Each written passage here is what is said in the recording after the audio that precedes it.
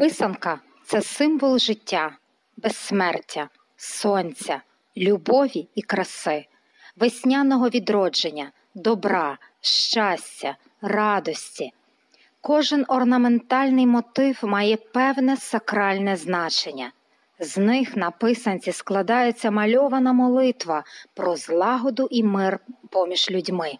У християнській культурі українців писанка стала символом Воскресіння.